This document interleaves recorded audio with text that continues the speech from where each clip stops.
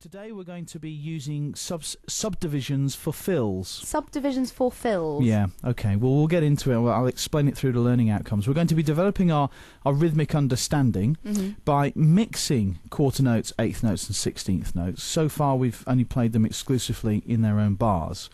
Once we've done that, we're going to be developing control of time by using quarter notes, 16th notes and eighth notes. Developing control of time? Yes. It's like time travelling with H.G. Wells? No, it's like playing the drums using quarter notes, eighth notes and 16th notes, but playing them as fills around the kit. And then what we will do is we will be using this information to enable us to help us become more familiar with reading the notation of quarter notes, eighth notes and 16th notes. Okay. Right. Okay. There's a lot to get through. It's quite a bit to get through, and it's not necessarily the easiest thing to take on board, so we'll plough on straight away. What we've done is we've taken very simple information, quarter notes worth a beat, eighth notes worth half a beat each, 16th notes worth a quarter of a beat each, and we've learnt to play those using a single stroke roll. Now that's great, and already we're up and running playing rock grooves and playing fills around the kit, and I think that's quite an achievement within 3 lessons. No, absolutely, you're doing really well, and hopefully keep your practice up. Absolutely.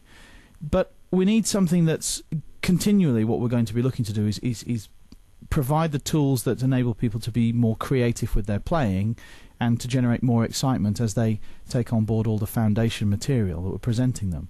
So what we're going to do today is we're going to firstly understand how we mix rhythms up by taking our quarters, eighths and 16th notes and jumbling them up in bars.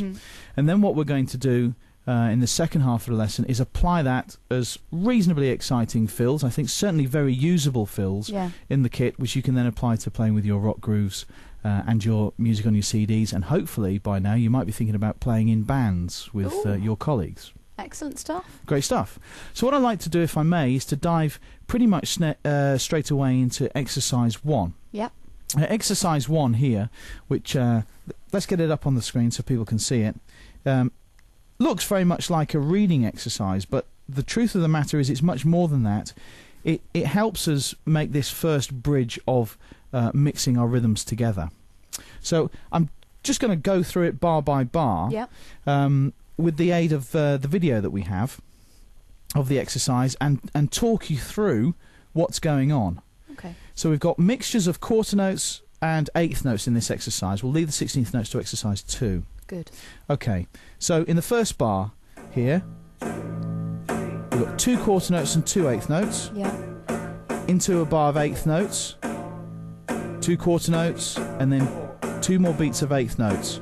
So there's a real mix-up of rhythm. Yeah. Now just listen to the rhythm it creates rather than trying to follow the notes for the moment.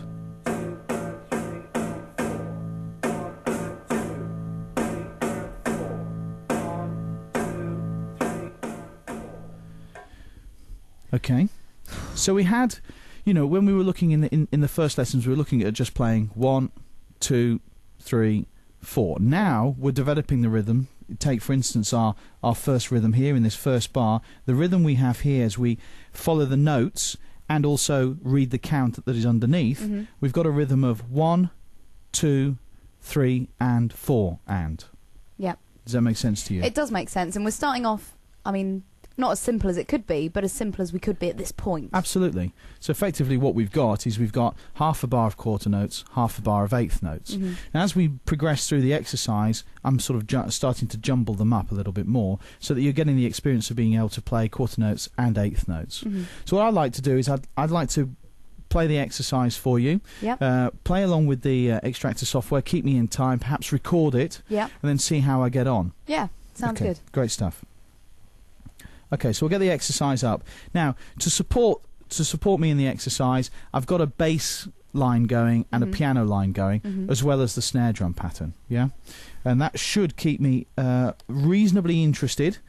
And also what it does is, if I play a wrong rhythm, this will play the correct rhythm. I'll notice I've gone wrong. Yes, so it's there to support it. So it's a bit like playing a duet. Okay. And we can also listen afterwards to the various different components of it. We could listen to your drumming and maybe the bass drumming that's on there, the basic drumming that's underneath it. Yeah, we could listen to the snare drum pattern that's already played, or listen to, in fact, the other instruments, the piano or the bass, to see where we've gone wrong, perhaps.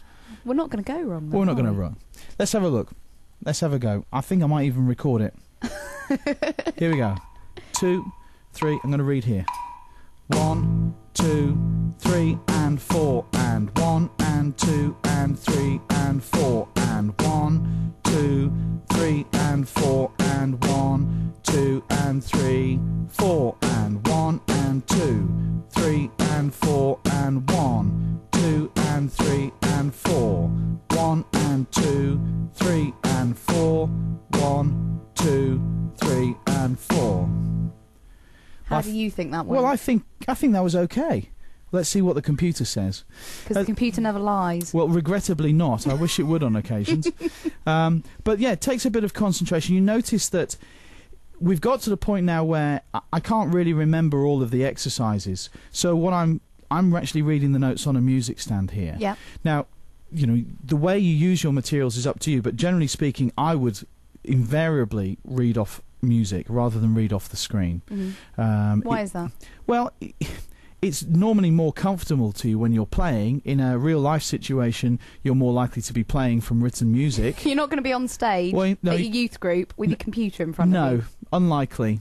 So, you know, getting used to it's much more comfortable having it on your music stand, and that's obviously what's going to be happening more often than not in real life situations.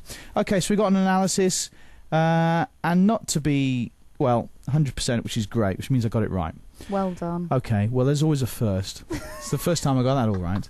But the point being is, of course, is that, you know, if you follow the rhythms, you've got the backing there, you know when you go wrong.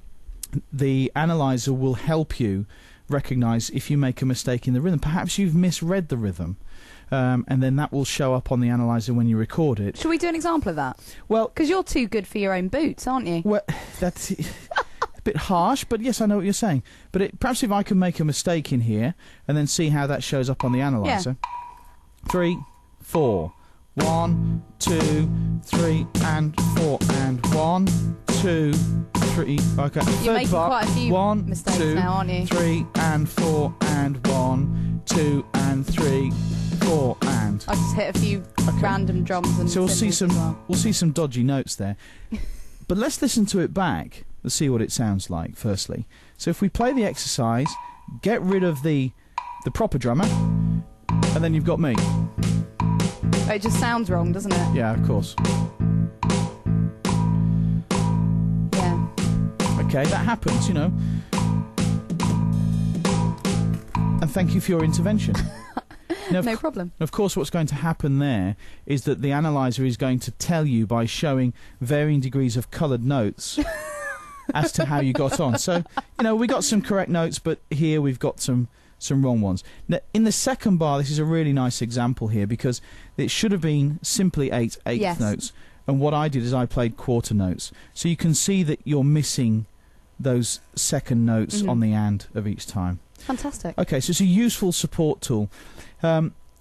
Once you've played it through a few times, you can up the tempo and see if you can keep up, literally just trying to sight read it. Do that in sort of 5 beats per minute incremental steps, so that you're still getting it right. Never play to the point where you're just falling over. And if you do make a mistake whilst reading, and this happens often, the thing to do is just keep playing. Yeah. Don't lose your place. Keep looking at the music and keep moving forward. There is a great propensity to go, oh, I made a mistake. Look back. Go back. The exercise carries on, or the band you're playing with, and you're just completely out of sync with them. Okay.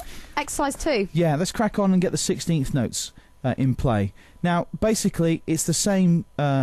It's the same thing as we've just done, but this time we're introducing 16th notes. Shall we have a listen to it, play it, record it, analyse it, and see what's going on? Let's get the file up. 3, 4, 1, 2, 3, and 4, and 1, and 2, and 3, and a 4, and a 1, 2, 3, and 4, and a 1, 2, and a 3, 4, and 1, and 2, and a 3, and 4, and a 1, 2, and a 3, and 4, and a 1, and a 2, 3, and a 4, 1, 2, 3, and a 4. Very good. Thank you. Let me analyse that now. Well, let's do so. Remember that you should also listen back to your exercises in terms of any lumpiness that you might have in the evenness of the way you're playing the exercise. I'm sorry, what does lumpiness mean? Well, sometimes, you don't strike in the same place. You're looking for even strikes, even height, even intensity of each of the strokes. So it's really important to listen back to the exercises, not just look at the analysis. Okay, 100% you'd expect so. I did write the exercise, let's be fair. But, if you were to listen back, you might hear just a little bit of unsteadiness, and that's very important when you're playing, that you are listening to the way you play, the sound that you create, and that the be-all and end-all is not the reading of the exercise, it's the rhythm and the sound and the music that you create. And also, learning from your mistakes, I would say. Correct, of course. Thank you very much. Okay, we're coming to a break now, so stay with us. In a few moments' time, we will be back with you for part 2.